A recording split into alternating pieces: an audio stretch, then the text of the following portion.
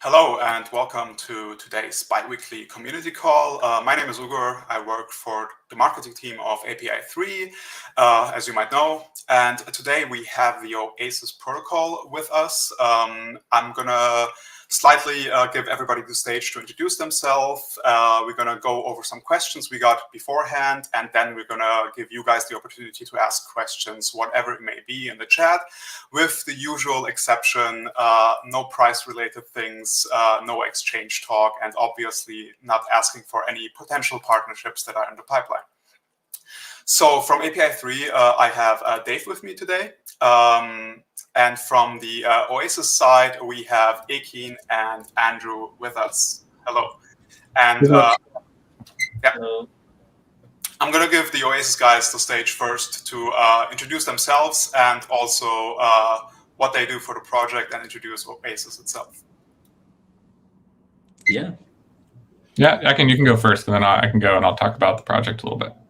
All right, awesome. Yeah, so I'm Ekin, working for the foundation, so Oasis Protocol Foundation, the BD lead there. So, I spend most of my time getting partnerships done, trying to, find ways to expand the network. And I guess in the series of our latest partnerships, very happy to be here together with API 3. And I'll pass it on to Andrew.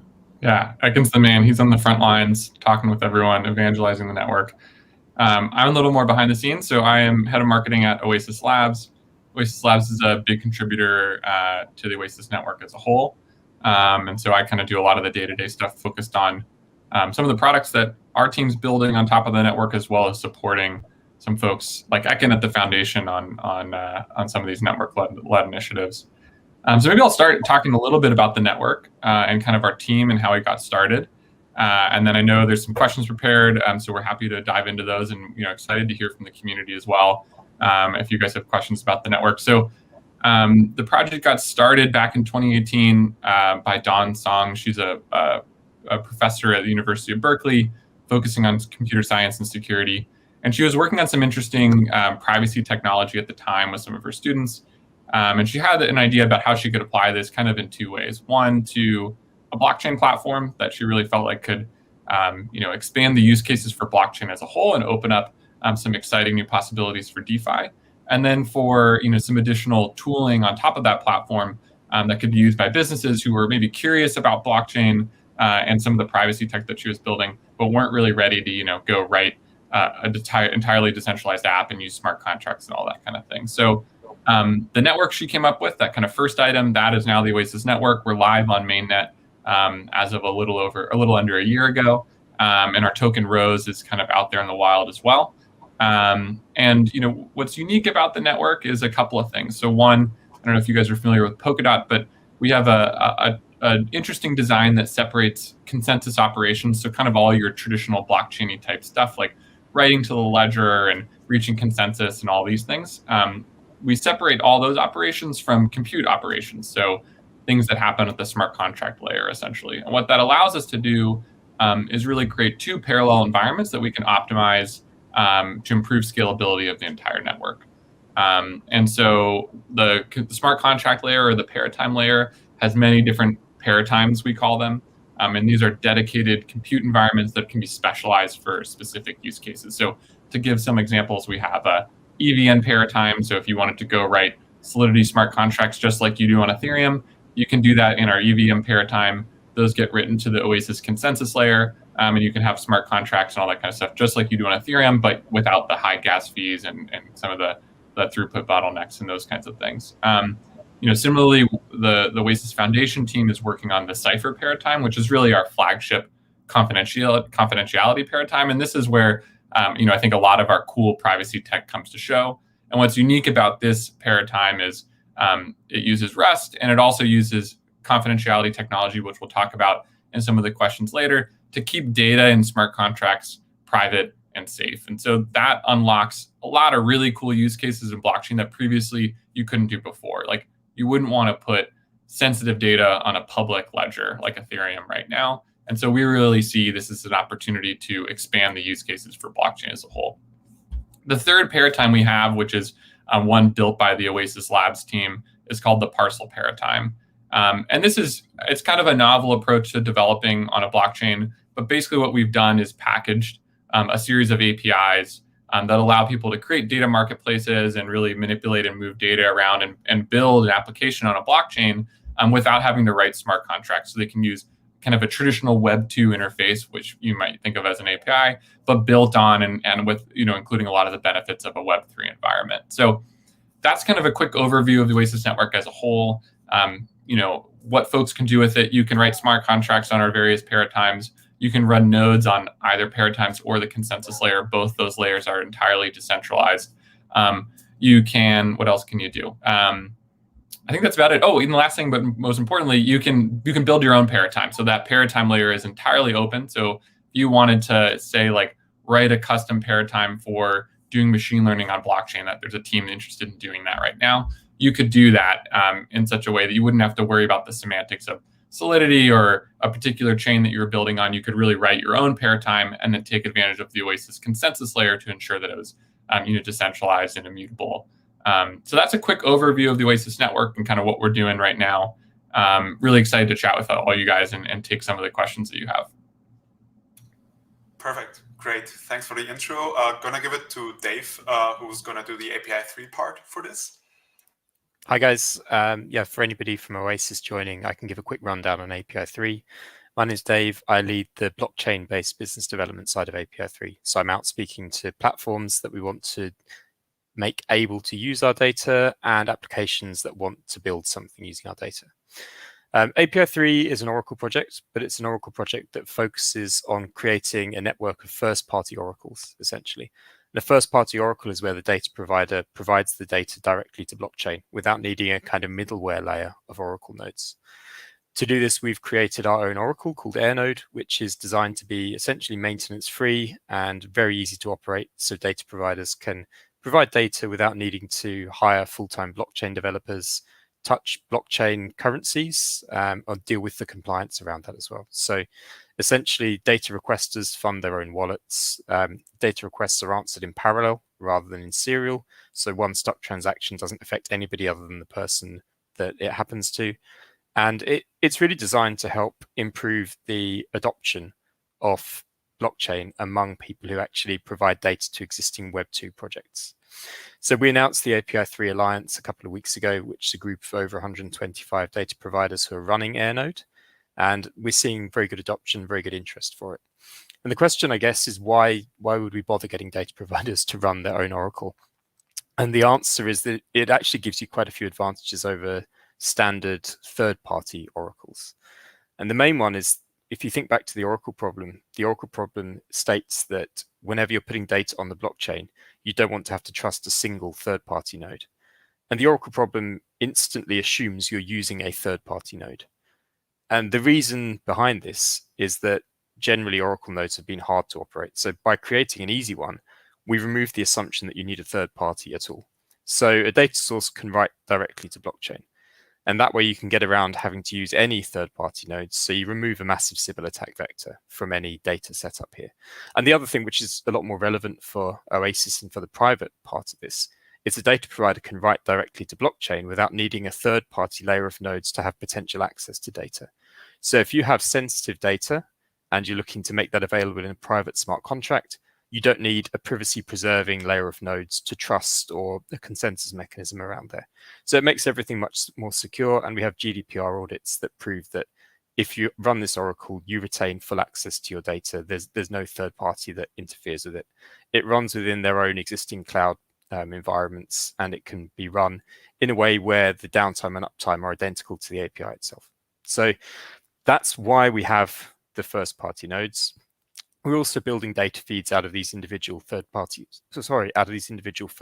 sources, and we're looking to develop insurance products around those to make sure that the uptime is sufficient for all the use cases. The way that we've incentivized this correctly is API 3 is a DAO. In order to be fully decentralized, we think that the governance of the project providing the data should also not be centralized. If there's a single person that can say, we want to cut off access to data to Oasis, or we want to remove all data sources apart from this one, and this data source we control, then you're not a really decentralized Oracle project. So we're governed as a DAO. The API3 token is staked by people who want to take part in governance. And this token staking backs up the insurance protocol that we're offering. So in this way, what happens and the way the insurance protocol will work is that if there's an exploit and people who are using our data lose money, they will then be able to claim that from the staking pool. So bad governance doesn't result in users losing money, it results in the governors losing money. And that's the kind of core mechanism by which we try to incentivize governance to be done in the correct way and everything developed well and exploits and attack vulnerabilities absolutely minimized. But also it's aiming to be decentralized as well as reducing the attack vectors. So yeah, that's kind of a top-down view of API3 with maybe more of the details about why a privacy-centric blockchain is a very good match here. Perfect, great. Now that we have all of that pretty much explained and both projects introduced, we have some questions that we got pre-submitted, so to speak, and afterwards we're going to be opening up the stage to any questions that you guys have, if there are any. So if you already have questions, feel free to drop a comment and we'll be going over them after we went over the initial questions. And I'm going to be giving this to you guys, so if you have anything to say to the upcoming questions, just feel free to chime in. The first one is, what kind of dApps are being built on Oasis that take advantage of the privacy feature? Sure, I can take this one. I can. First off, yeah, I think just to reiterate what you were saying earlier, super excited about the partnership with API3. I think when you think about confidentiality, it's really only as valuable as the data that you're bringing to it. And so if you're using confidentiality to keep not very valuable data confidential, it doesn't really provide much. So we're excited about API3 and your guys' Oracle solution because we think it has a lot of potential to bring some interesting data to the Oasis network as a whole. So what dApps are building on top of the Oasis network? So there's quite a few folks building. Just to give folks a little bit of a sense of kind of where we're at with things, there's really these two environments that are paratimes, like I mentioned earlier, that have confidentiality. There's the Parcel paradigm, which is this API level solution that has confidentiality features baked right into it. And then there's the Cypher paradigm, which is currently in development, launching on mainnet, hopefully in the next couple of months. And that has some folks already starting to get set up and building in kind of a testnet environment, but still pretty early days there. So I'll start with that, that Cypher paradigm, which will have kind of the traditional smart contract setup, but with confidentiality layered in.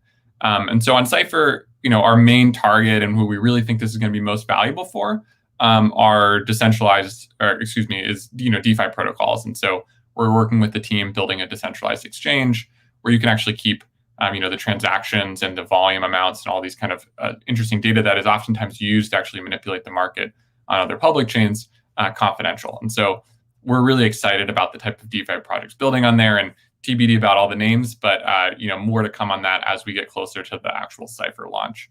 On the Parcel side, this product has been out in the wild for a while. We're currently in a beta phase, and we're going to be launching to GA soon. GA is general availability, where anyone can use it. And the scope of projects building with Parcel is really broad, right? Because here we're looking at companies who are curious about blockchain, want to use blockchain tech within their product, but maybe don't want to go hire a team of engineers that are specifically focused and have expertise in building smart contracts. And so you can check out oasislabs.com to see kind of a full list of partners there. But we're working with BMW, which is a company I think we'll talk about in a little bit. We're working with the Crypto Safe Alliance with Binance. It's a group of exchanges that are coming together, led by Binance, to try to identify and track threat intelligence across different malicious traders across different exchanges. And so they're using Parcel and the Oasis network to keep their exchange data confidential, but still be able to check it against these other exchanges to make sure, hey, if I'm seeing a bad actor here, I can flag that for someone else and share that information with them without exposing how many transactions my exchange is doing or how much volume my exchange is doing. That might be something that I want to keep confidential. So those are the kind of projects building on us. We also have a lot of folks in the health tech space that are particularly interested, kind of a few bigger names that I can't talk about, but we have some smaller projects like Nebula Genomics, which is a fantastic team. We've worked with them for a long time.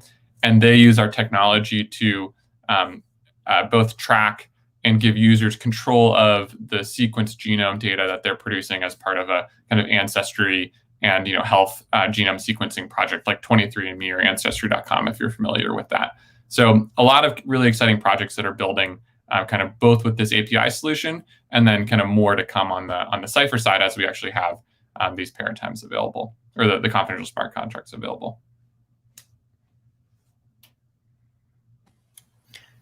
Cool. I just feel like adding something more around the advantages of privacy would be useful from API 3's side. Yeah. We speak to some API providers who really don't want the data exposed on public blockchains, to the point where it prevents us working with them unless there's an alternative solution for this. And having private smart contracts where they can control exactly who has access to their data, and they prevent other people from being able to see a full record of all the times the data was used, is absolutely perfect for that. So both from the kind of private types of data that healthcare might use, to larger enterprise and bigger companies where their moat is how they process their data, and they don't want people analyzing that retrospectively. Yeah, and what's interesting about confidential smart contracts and privacy technology in general is it goes two ways. Oftentimes, especially in like insurance or in like a trading fintech space, oftentimes what's really valuable is the data, but also the model or the application or the algorithm that they're using to process that data. That can be a company's entire revenue is based on this proprietary model that they've developed. And so to be able to use, confidentiality doesn't just mean, oh, my data is safe, but it also means that the entire transaction is safe. So the application that we're using to process that data, or the algorithm we're using to process the data, remains confidential as well. So it's a two-sided, it's an entire, you can think of our privacy technology, and we can talk about this a little bit later, like a black box. You put encrypted data in, you put an encrypted application in, and you get an encrypted result out. And only the people that have the right keys can see any of those various components. So it's a really powerful paradigm. And like you're saying, like, this is, when we talk to big enterprise companies who, Fortune 500 healthcare companies, for example, about using blockchain, their immediate reaction is like, nah, we can't use Ethereum, or we can't use a public chain because we have patient data. Like, it would be, if that leaked or got out or was made public for some reason, that'd be a huge concern. But at the same time, they want the immutability, this traceability that blockchain provides, to really be able to provide certain guarantees to their users and their customers and to auditors. And so we really think that providing confidentiality bridges that gap and allows, opens up the kind of space that data providers of kind of really any kind can use to can use to take advantage of blockchain. Yeah, that's a really good point. I think actually your point about your point about insurance is really interesting, because the parametric insurance products that we see at the moment keep the business logic off chain. Mm-hmm. So you would input the parameters for your parametric insurance contract, and then the actual calculation of premiums and what's covered takes place within the existing architecture of the company. And then you're given a contract that would end up on chain with a transaction if you wanted to take up the insurance. And being able to move that business logic on chain without it being exposed is a pretty interesting use case too, that I hadn't considered. Yeah, and it's a, and it might be a challenge in environments where gas fees are really high, or networks may be clogged by lots of other transactions that are coming through. But part of the reason we designed the network to have these separate paradigms that operate in parallel runtimes is where the term paradigm comes from, is that you could custom design a confidential paradigm specifically for running large workloads that need to process complex algorithms. And those are going to process in parallel to, maybe the main Cypher paradigm on the Oasis network that is handling a lot of DeFi transactions that are happening much quickly. And they're all going to get batched and written to the consensus layer and maintained on a ledger. So you can actually decouple some of the dependencies and run a lot of this work in parallel by creating these kind of customized environments for use cases that, maybe at face value seem challenging for blockchain to tackle. But with the right runtime environment, is very reasonable for a blockchain to tackle. Cool. Great. If we don't have anything to add, I'm going to jump to the next one. And you already mentioned it in your answer, so I'm just going to be. Oh yeah. Yeah, so BMW is an interesting project. We've been working with them kind of in a lot of different ways. One thing I like about working at Oasis Labs is we have like some of the most like experienced, reputable privacy experts at the company, like professors, researchers, academics. And so a lot of the work we're doing with BMW is consulting with them and working with them on a few POCs to help them, practice better privacy. So that's both leveraging blockchain technology, but then also looking at, what are the kind of queries that they're running on their data and how can we ensure that those are more privacy preserving. So it's a really interesting partnership. We're still kind of in the early phases, so I don't have a ton that I can talk about publicly. But to give you guys a sense of kind of what we're looking to do is, our hope is to create an environment where essentially where BMW employees can query data and ensure that none of the results return, information about one particular individual. So they can say like, hey, how many, if I look at my fleet of cars and I want to know like on average what the miles per gallon is or something like that, are leveraging blockchain technology and the immutability and the kind of power of smart contracts to kind of only do what they're written to do. It can ensure that queries stay within certain bounds and don't accidentally return data that they shouldn't, that might be able to lead to an individual's personal information being exposed. And there's a lot of other fancy privacy tech that we've kind of built custom for that use case, kind of layered in there. We add like some noise to the results and do all sorts of kind of cool things. But it's a really interesting use case and kind of just another way about how the type of privacy technology that we're building on Oasis and we're trying to make available to really everyone on the Oasis network who's developing a dApp can be used kind of by a larger enterprise company. I kind of have an interesting tangent to go off on from that, if you don't mind. It's actually really interesting, the amounts of data and the types of data that you can get from cars. Mm-hmm. And we've spoken to a few projects, and I think one of them is in the API 3 Alliance, that are using automotive data for other things. So a car these days has so many different sensors, like temperature, like air pressure, and self-driving cars have even more. So cars now are they have a wealth of data, and this data is generally transmitted back to the car company that manufactures them. So a lot of these companies potentially have this wealth of data and information about driving patterns, about weather, about the areas around the car that could, in theory, be used much more widely, I feel, than it is. So, yeah, it's an incredibly valuable data source. It's basically this like moving, highly accurate with GPS, sensor that's just driving around, and leveraging that in a creative way would be really amazing. And that part of what we're doing is trying to help BMW, react and evolve to a growing regulatory landscape as GDPR comes into play in Europe. But also, I think the big question, and I think really the vision of labs as a whole, beyond just blockchain, but really for the kind of this entire vision is, how do we take data that we already have that's incredibly valuable, that we're kind of just sitting on a lot of the times, and ensure that that is exposed to the right people and available in a way that allows like its full potential to be extracted. And I think that's part of the reasons we're excited by Oracle solutions like API 3 is because you guys share that vision in a lot of ways. It's about accessing the data, and then it's about protecting it while it's being used, and it's about incentivizing people to take part in this marketplace or this ecosystem of data consumption and data sharing, so that we can really extract the most value out of it and find the most compelling use cases.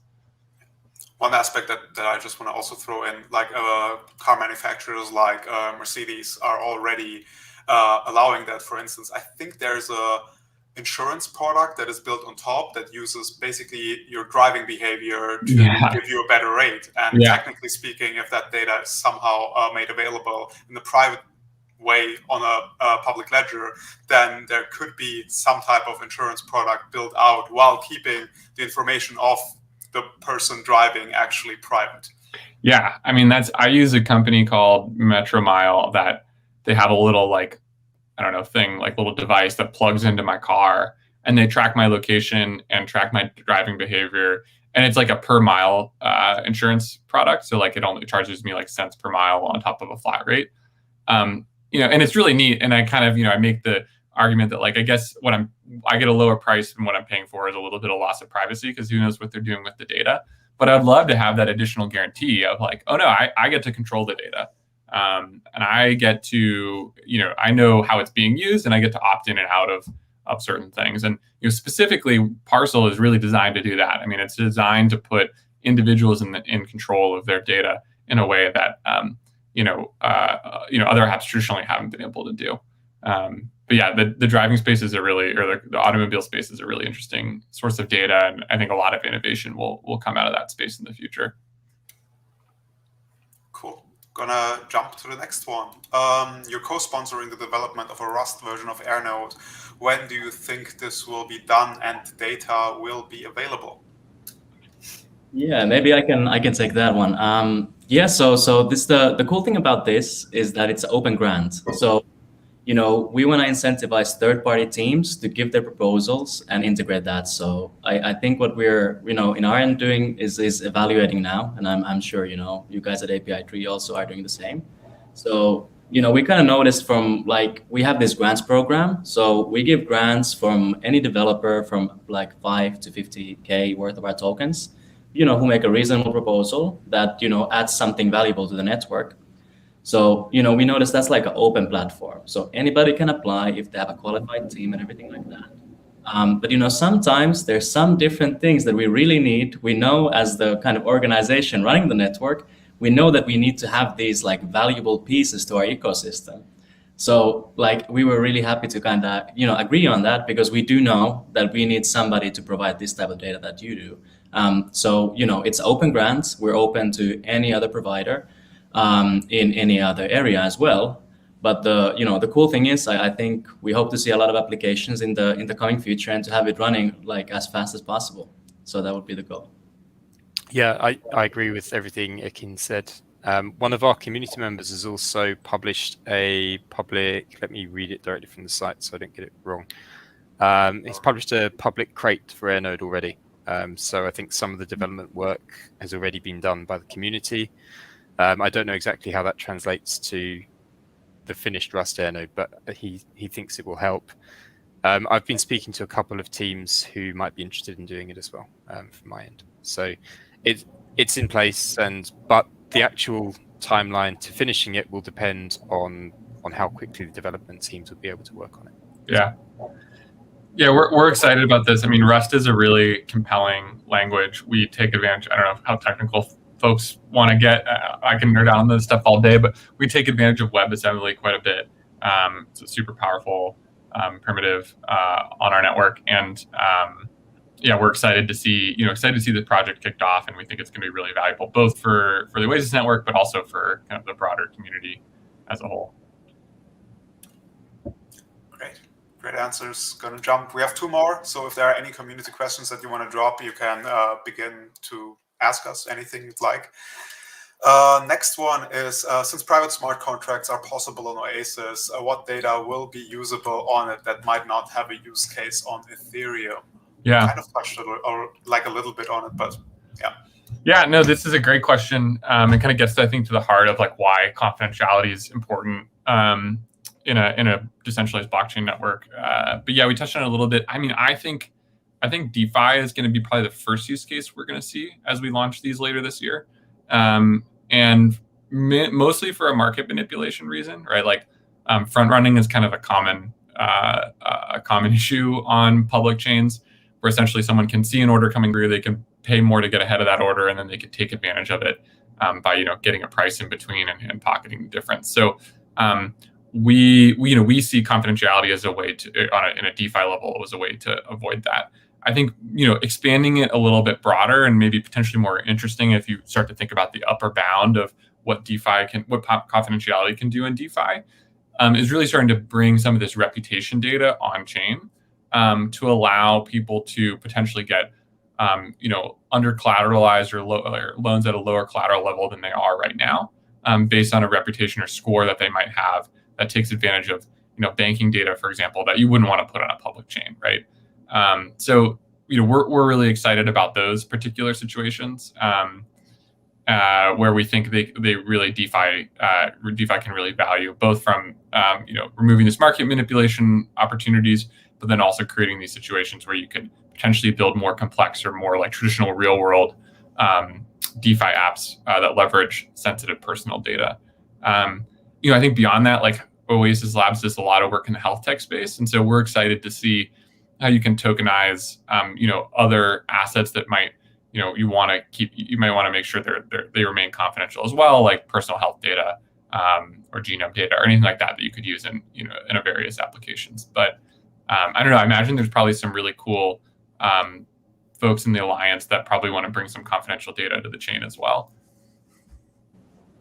Yeah, I think if I can add to that, like I think one of the things that would be really cool to see is like a proper identified, like, wallets being identified, right?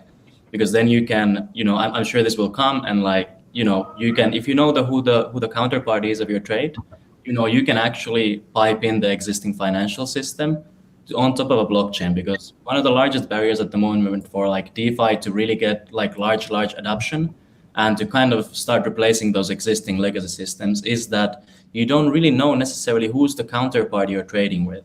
So if you go to like, let's say Uniswap or any of these other swapping protocols, you don't know who takes your order, like where is the origin of the money coming in, right? So once this problem is solved, it's actually possible to kind of replace those existing legacy systems. And that really requires that confidentiality layer and, having the access to the kind of identity providers on the on-chain. So I think that's going to be, it would be really cool to see that in the future to come and take some market share. Yeah, I mean, one thing that would potentially be also possible is if you could tie that in, maybe Dave would want to mention this with like the Open Bank project and our partnership with like open banking APIs.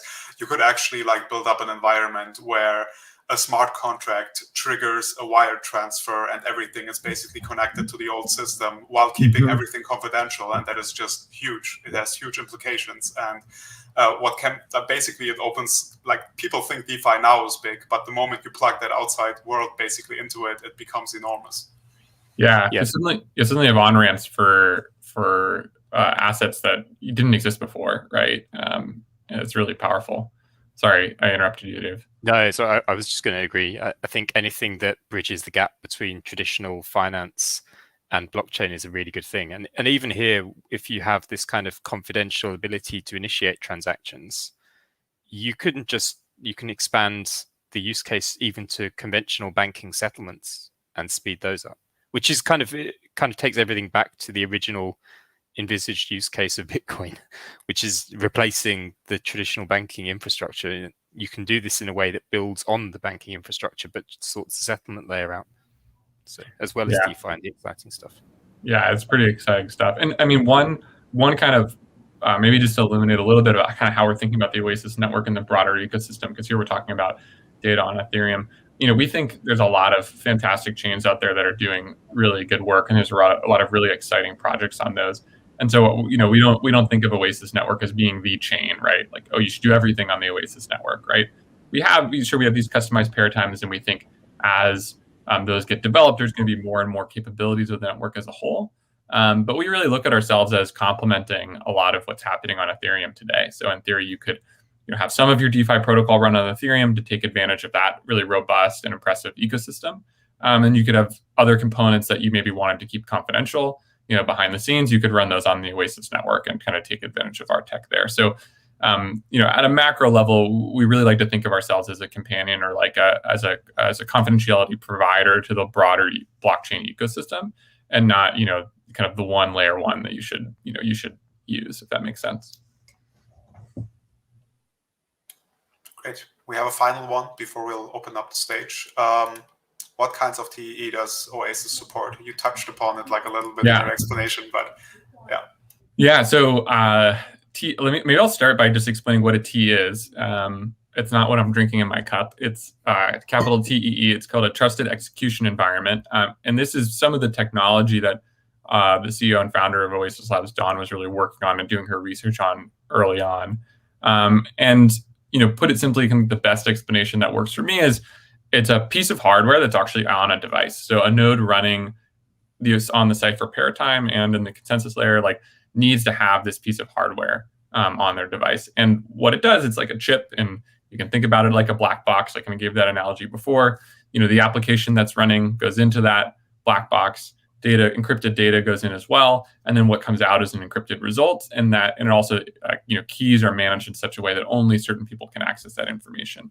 And what's neat about that kind of black box and why it needs to be a piece of hardware is that it means that even the person who operates that node can't peek at it, right? So today, if you're running a node on a network, you can see what's happening on your node. You own the machine, right? You have root access, and so the trusted execution environment of that black box kind of actually creates a production layer. And originally this technology was designed for traditional cloud platforms like Amazon or Google Cloud or Azure, who essentially want to take advantage or want to be able to attract clients who really have sensitive data, but they want to make sure that Amazon can't see it. You can think like government contracts, things like this, right? But it has a really powerful use case in the blockchain space as well. So just to kind of run through, we use two different types of trusted execution environments on the Oasis network. We use SGX, Intel SGX at the node level, has some constraints associated with it to how you can use it and how you can set it up. And so you can check all that information out on our node documentation page if you're interested. But that happens at the cipher paratime level to help keep transactions confidential and smart contracts confidential. And then on the parcel side, we actually use Google's confidential VMs. And so you can read about that. We have a blog on the Oasis Labs website that dives into Google's confidential VMs. The reasons we use them are different trust execution environments is kind of nuanced, and I won't dive into it too much. But we really liked the Google's confidential VMs on the parcel side because it added some flexibility, and it was kind of a nice fit with this API solution that we were using. So that's the general privacy tech that we use at a high level. But yeah, I encourage everyone to check out the documentation on our website, and you can learn more about all that technology there as well.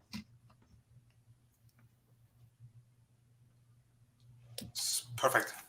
So with that, we have pretty much run through the pre-submitted, the pre-asked questions. Again, we're going to open up the stage to the public. If there are no questions, we're going to be wrapping it up very shortly. But I see that there is one, and I'm just going to put it on screen and let you guys handle it. Is Oasis more, oh, sorry, go ahead. Is Oasis more optimized for regulated whitelisted use cases than permissioned ETH forks? That's a good question. So, to be honest with you, I don't know a lot about how configurable permissioned ETH forks are. I imagine you can do quite a bit with them. So I don't want to speak to that. I think what's unique about our network is that you can have a permissioned paratime. So right now, the EVM paratime, cipher paratime, and parcel paratime are relatively open. Cipher paratime will be entirely decentralized, just like our consensus layer. But you could also have a permissioned paratime, where you control the nodes that are allowed to be in there, and you as a paratime operator, write and configure that paratime to be, maybe you have a consortium of folks who all want to bring their own nodes, but you don't really trust each other, right? So you want to make sure that it's, you use a decentralized structure to do that. So what's neat about our architecture is you can have this permissioned paratime, but you can have a permissionless open consensus layer. So you can essentially have a permission environment that's writing to a permissionless environment.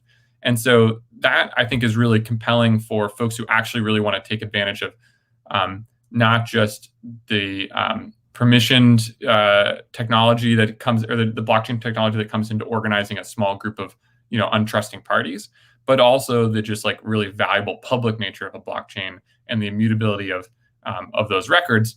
You can write all that to a public chain, and I think that's pretty compelling for businesses who kind of want to have the best of both worlds. So to answer your question, sorry, I don't know a ton about permissioned ETH forks, but I do think that's a unique property of our network that maybe would make it stand out. Yeah, I guess just that also I guess these permissioned ETH forks like Corridor, the R3 consortium, the stuff that they're doing basically, those are very limited use cases where it's only for whitelisted parties, let's say selected 20 banks who do something. But yes, as Andrew mentioned, I think it's there's a pretty a revolutionary concept, which is you can have a private network, so you can take a bank and they can build their own paratime, and maybe they have some valuable data. And then there's another paradigm, which is an open data marketplace. They can just, pipe into this other paradigm and sell their valuable data, with all these privacy and confidentiality features by keeping the data safe, and not expose it to the node operators. So then you can have like these small subsets of like permissioned networks, all hooking to this massive public network, which is a very unique structure and actually resembles quite a lot like what's happening in the real internet, right? So the normal internet is a public space. So, normally, right, you can connect to any kind of endpoint, any server out there. And then there's gatekeepers. So let's say there's a password required to enter a site. So, it resembles that architecture very closely. So not everything is open, but, it's like more like the real world as well. Yeah, and what's neat about it is we have a thing called the Paradigm SDK, which is a Paradigm software development kit that allows folks to quickly build paradigms. And this has a lot of these, like maybe unlike the traditional web, where maybe it's you could create a server and it's very centralized in its essence. The Paradigm SDK has some kind of an opinion about how you should build in a paradigm that pushes developer towards building a decentralized, whether it be permissioned or permissionless, building a decentralized paradigm itself. So in that example you gave of like a bank, you could also have a consortium of banks that then can go interact with other paradigms, and so it's still somewhat decentralized, just kind of closed in a closed environment. And then, yeah, exactly like I said, underneath all of this, you have this permissionless layer that's tracking everything and ensuring that there's immutability and integrity with everything that happens. Great. Then that's pretty much it. If there's not a last-minute question coming in, I want to thank Andrew and Ikin and also Dave for the time, obviously, and everybody that listened in. If you want to know more about the respective project, we put out a lot of announcements, so go check that out. If you want to build the Rust version of AirNode, we have the grant that we mentioned, so go right ahead and apply for that if you feel like you can contribute on that front. And yeah, that's pretty much it. Do you guys have anything? No, this was really fun. Yeah, thanks guys for having us on. If we have a Telegram channel as well. We also have a Slack channel. You can find that on our website, oasislabs.com or oasisprotocol.com for the foundation. Encourage you all to visit there. And if you have more questions, you can feel free to ask us. And then, yeah, like you said, let's build this Rust AirNode. I'm really excited about it. So if you guys know some developers or are a developer and want to dive in, we can both provide a grant and also support you. We've got a lot of fantastic engineers who focus on Rust on the lab side who could provide some guidance there as well. So yeah, thanks folks for having us. This was fun. Yeah, thank you so much. Thanks both of you for coming on. I really appreciate it. We'll be on in 2 weeks again. We'll potentially have another guest there. So just keep a close eye on our Twitter and you'll potentially find out who it will be. Thank you guys for tuning in and see you next time. Thanks very much. Bye. Thanks, folks. See y'all. Bye-bye.